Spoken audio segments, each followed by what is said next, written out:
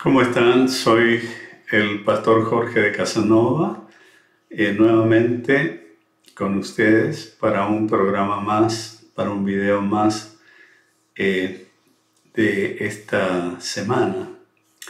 Bueno, este lunes de reflexión probablemente va a ser un poquito más corto que los anteriores, pero haciendo un resumen de estas semanas que hemos estado viendo la necesidad imperiosa de buscar ayuda en la consejería matrimonial espiritual.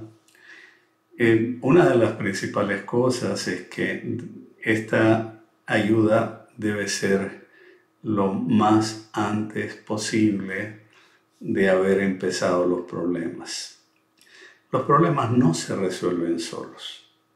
Los problemas se agudizan con el tiempo.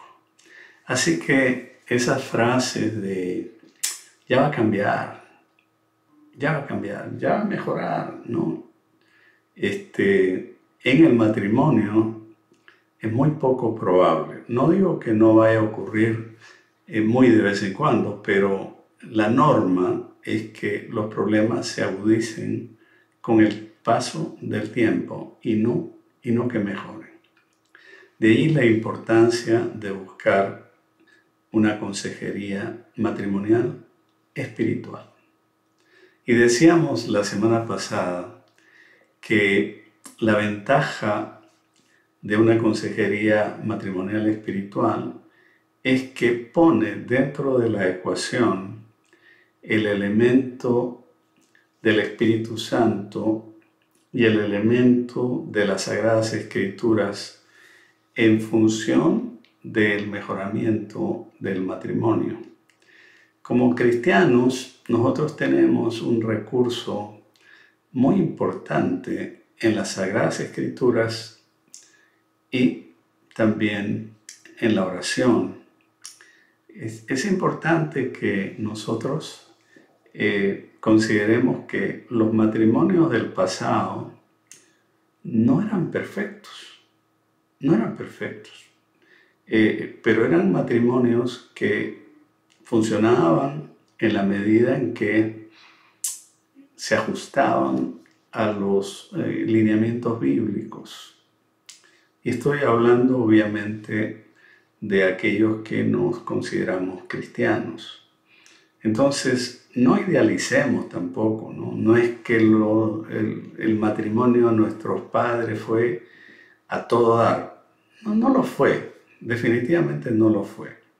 La generación anterior no tuvo matrimonios perfectos, pero eran matrimonios que funcionaban, ¿no? Y dentro del pueblo de Dios, cuando uno aprende cuáles son los roles que le toca a cada cual, pues eso ayuda muchísimo a la convivencia. Entonces, ¿qué es lo que se hace en la consejería matrimonial? Se clarifican los roles que cada miembro de la pareja debe de cumplir de acuerdo a las Escrituras. Y hago énfasis en eso, ¿no? De acuerdo a las Escrituras. ¿Y por qué hago el énfasis? Porque hay una serie de modelos que tratan de se tratan de imponer en la sociedad, estilos de vida que se tratan de imponer. Por ejemplo, ¿no? Y no voy a referirme al matrimonio gay ni cosas por el estilo, no voy a referir a eso, porque son antibíblicos, pero aún dentro de la pareja heterosexual, el asunto de, 50 y 50, muy de moda en los Estados Unidos, y hay un fenómeno interesante, ¿no? Antes, 30, 40 años atrás, cuando había algo que ocurría en la sociedad norteamericana, para que llegara a ser una moda en Latinoamérica, tardaba pues 10, 15 años. Un ejemplo típico, el Halloween, ¿no? el Halloween fue y es, ¿no? Algo que se hace aquí en los Estados Unidos, pero que para implantarse en Latinoamérica tardó bastante tiempo. Pero ahora las modas, las costumbres, muchas veces malas costumbres de la sociedad norteamericana llegan con mucha rapidez a Latinoamérica. Y una de esas malas costumbres es el de 50 y 50. Mira, vamos a dividir los gastos, yo tengo mi cuenta, tú tienes tu cuenta, y entonces la electricidad la pagamos a medias, el agua a medias, la casa a medias, todo a medias, ¿no? Entonces en realidad no son un matrimonio. Lo que son es dos personas de diferentes sexos viviendo bajo la misma casa. No es el plan de Dios que esto sea así.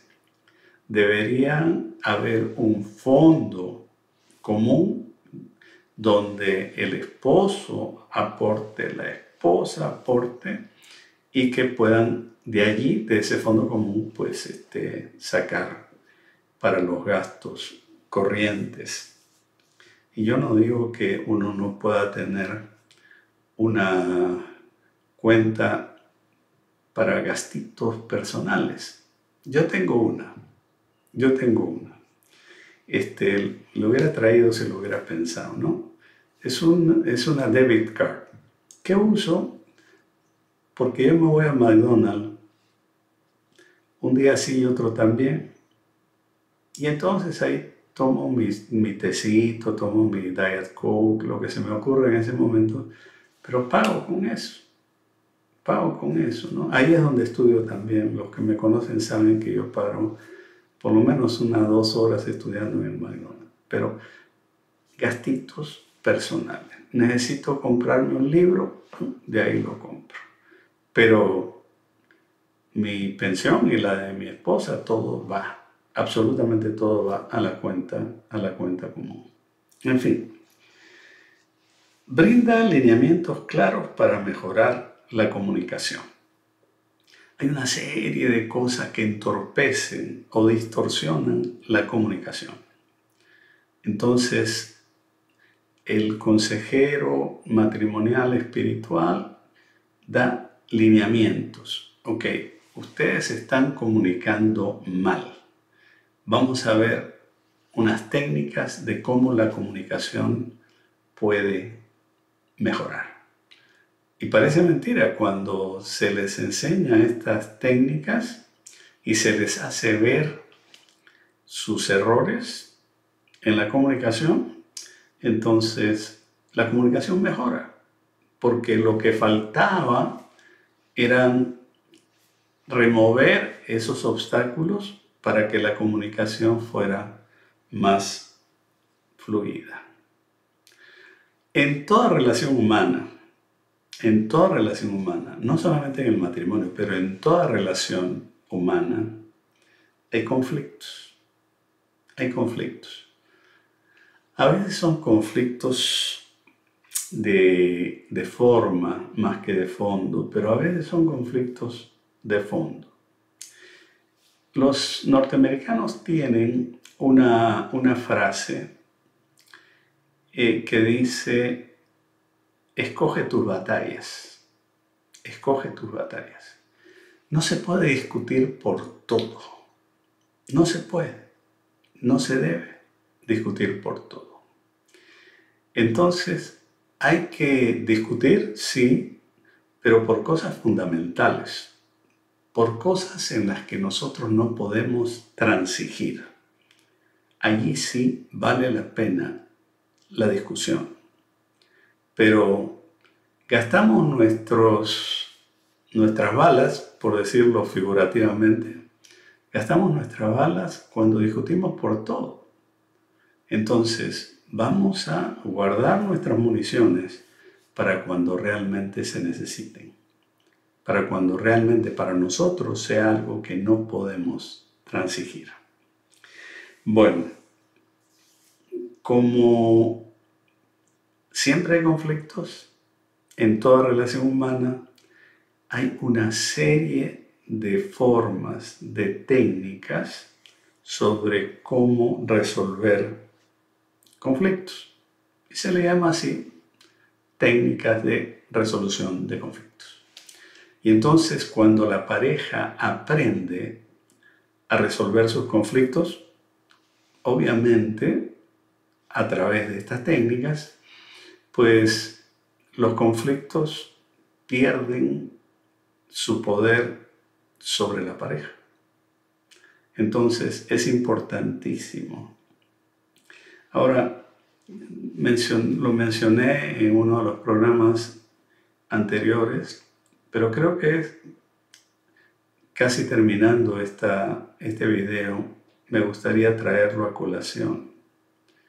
Muchas de las conductas que nosotros tenemos obedecen a experiencias de nuestro pasado, ¿no? Y entonces hay que aprender a ver, primero a identificar cuáles son esas experiencias pasadas que nos han marcado y que están influyendo negativamente en nuestra conducta.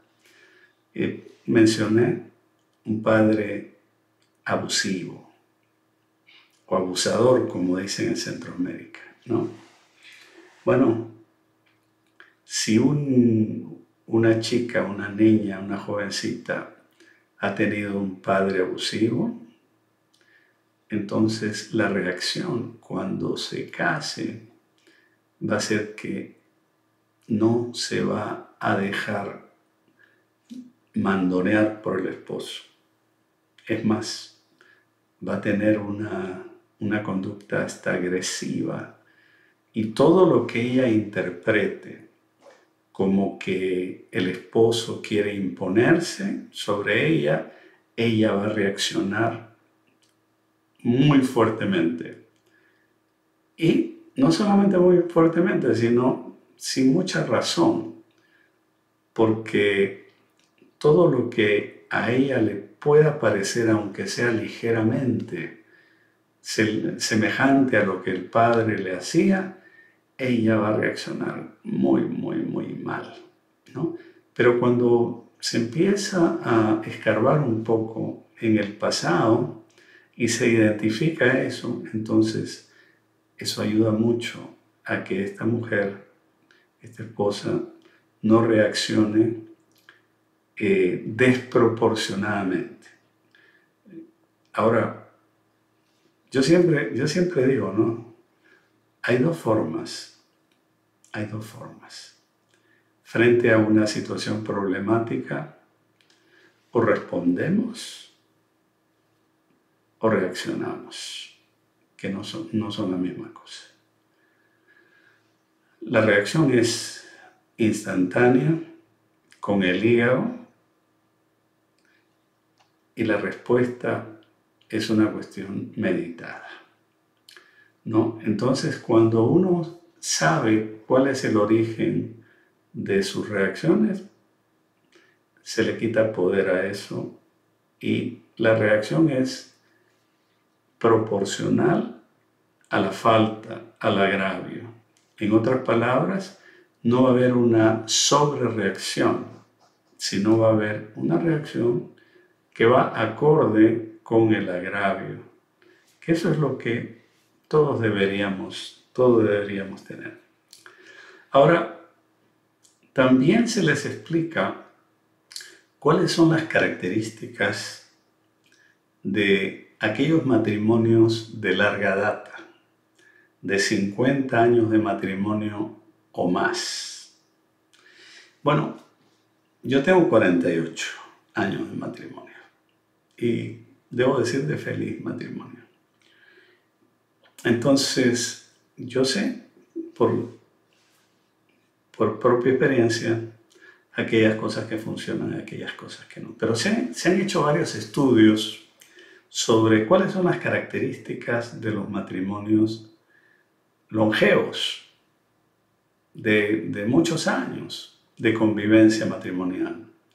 Y entonces esos Esas características sirven para ayudar a que los matrimonios más jóvenes puedan conocer cuáles son esas características y aplicarlas a su relación, porque la verdad es que uno lo que anhela, espero, es que su matrimonio sea largo, feliz, productivo, enriquecedor. Eso es lo que uno anhela. Y entonces, si hay enseñanzas que provengan de matrimonios largos y felices, ¿por qué no usar esas características en nuestro beneficio? Y por último, confronta a los esposos con los elementos de su nueva naturaleza. ¿A qué naturaleza nueva me refiero? Me refiero a la naturaleza espiritual. Y entonces el consejero matrimonial espiritual le dice, bueno, ustedes son nuevas criaturas en Cristo Jesús. ¿Y cuáles son esos valores, esos principios que deben de evidenciarse a través de su conducta dentro del matrimonio? El perdón, la misericordia, el amor, el respeto y la humildad. Espero que esta serie de 3 videos sobre la necesidad de una consejería matrimonial espiritual haya sido de bendición para ustedes. Y si en algún momento alguno de ustedes deseara contar con mis servicios, pues estoy para poder servirles, valga la redundancia. Muchas bendiciones y que la pasen muy bien. Que la paz y la misericordia de Dios les acompañen de una manera especial en esta semana. Muchísimas gracias.